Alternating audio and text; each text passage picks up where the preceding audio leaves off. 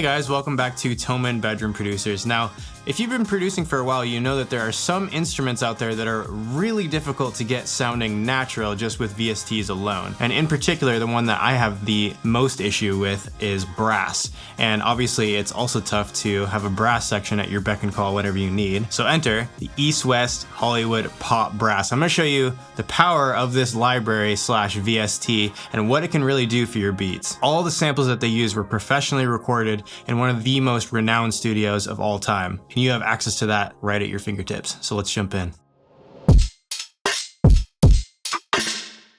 So I have a very funny idea for what we're gonna use this for today. I've been wanting to add brass to this beat that I made. It's almost like a James Brown style beat, super different sounding. Let's go ahead and take a listen to what I've got now, and then I'll show you what my plan is for what I want the brass to do in this actual beat.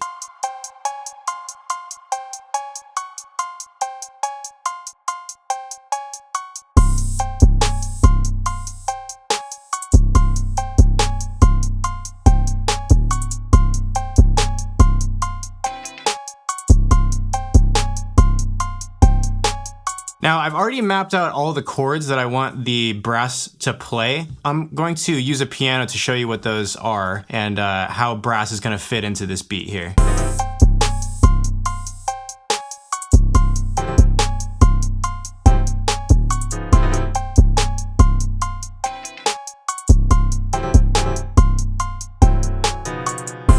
So the main idea I had in my head was I wanted to have a few different articulations going. So I wanted kind of a staccato sound for those really short ones, and then something a little bit longer, and then maybe like a crescendo that kind of helps bring it back into the loop of the beat. And so we're gonna explore a few of the options that we have available with this EastWest library, and it's all through what's called Opus, which is basically the sample library / VST that we have access to with the EastWest sounds here. So this is Opus, and we're gonna go ahead and select the Hollywood Pop Brass here. We're not going to do a tutorial on every single nook and cranny of this plugin, but I do want to give you a simple workflow to show you the power of this brass library that we're going to use today. So right now we're in the browse section here at the top left, and it's organized by different articulations of brass. And so I want to start out with a short one. And so if we click short, we can actually sort of audition what each of these sounds like.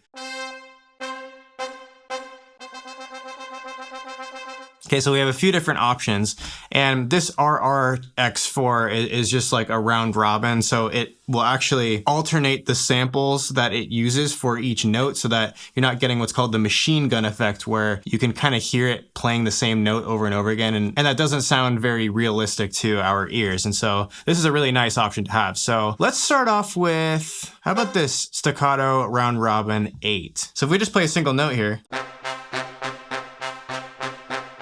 you can hear it kind of skipping through different variations of the same note, which is exactly what we want here. Oh, I love brass sounds. So now that we've double-clicked the articulation that we want, you can see that it gets added to sort of a channel over here. And what this is telling us is that the output is coming from the plugin, and the input, the MIDI input, is channel 1. And this is going to be important because there's a lot of different ways that you can set up how you actually want to use all of the articulations. And my favorite way to do that, which I think is the simplest, is to have one plugin instance of Opus, and we're going to create some MIDI channels, some brand new MIDI channels in our DAW, and we're going to route those to the inputs of Opus here. So each channel is going to have a different articulation. If we did the first one as, say, staccato, I'm going to set the output here to brass, and then we're going to set the track output to be 1. And now when we arm staccato and we play some notes here, we can record onto our MIDI track, but we can keep everything separate as well for each articulation while using one instance of the plugin, which is, an efficient workflow. So now what I've done is I've just pulled the notes from the piano track where I was showing you what the brass sounds like, and just separated out the ones that I want to be staccato for our first articulation here. So here's what that sounds like with the brass as it stands.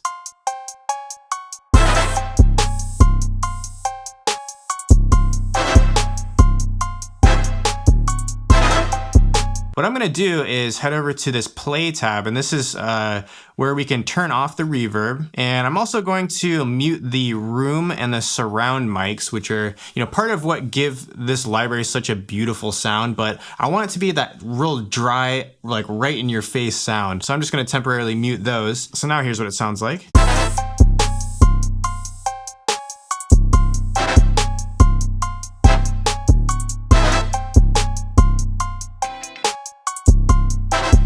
It's pretty cool, but I don't want the brass to be mono necessarily. So what I'm gonna do is increase this stereo double amount right here, about 25%, and see what this sounds like.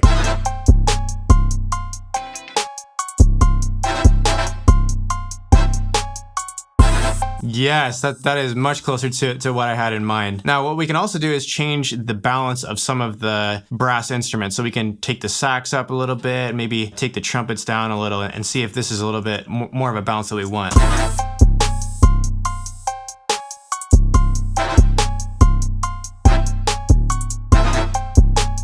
And now what we want to do is fill out the rest of the chords that I've laid out with a couple of other articulations. And the next one I want to use is something a little bit longer than a staccato. I don't know exactly what it's going to be, so I'm going to leave this MIDI track blank for right now. And let's go back to the Browse tab, and I'm going to stay under short, but let's see if we can find something a little bit longer. So this is the one we have.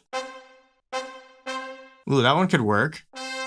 Let's try this Marcato one. So I just highlighted this one. I'm gonna press add, and it will add it to a new channel. You can also see that instead of receiving MIDI input 1, now we're receiving MIDI input 2. So what we're gonna do is make sure that our output on our brass is set to 2 Opus, okay? And now every time we arm this and we play a note, it's gonna play that particular articulation. And so now when I arm this, and we'll call this Marcato, now when I arm this track, it's still playing through Opus, but it's playing the other articulation. And if we arm this one, it's gonna play staccato. So instead of having it all be staccato like this, which is actually pretty cool, I want it to lead in a little bit with a longer note. So let's see what this sounds like. The other articulation I wanted to add into the mix too is more of like a sustained note. So there's a section here right before it loops back around and it goes. So we want that one to sustain a little longer. So let's make sure that our output is set to the correct channel, which in this case will be channel 3, and we'll have it armed. And then I'm going to go back to Opus here and go to Browse and select one of the sustain articulations here. Now, I think a fast crescendo would be really cool because it would like build right in, but I don't think that this one is quite fast enough for what I had in mind. I kind of like that staccato sustain, so let's go ahead and add that into the mix here. So let's take a listen to what this articulation sounds like in the context of everything else.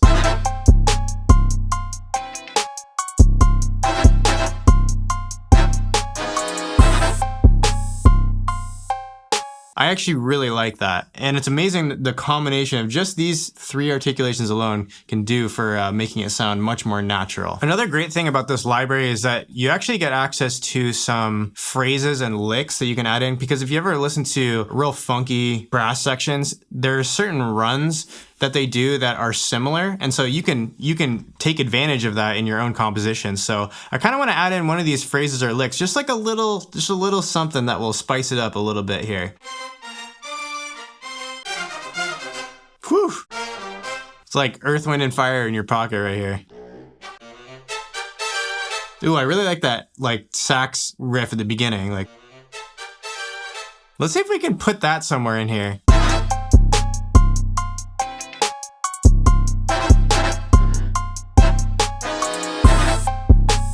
And it kind of just hangs there behind everything else. It's pretty subtle, but I love adding in little ear candy things like that. So let's take a listen to each of these articulations in the loop here and see how it's sounding.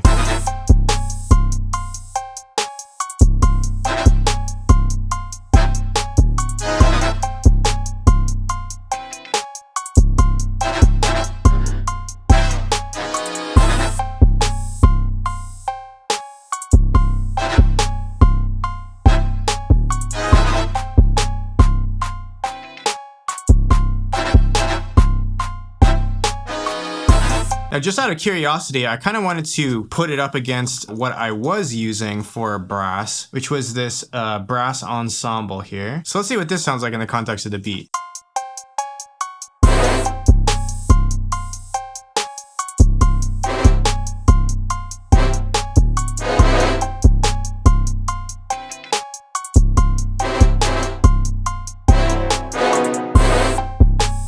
And then if we compare it back to the EastWest one,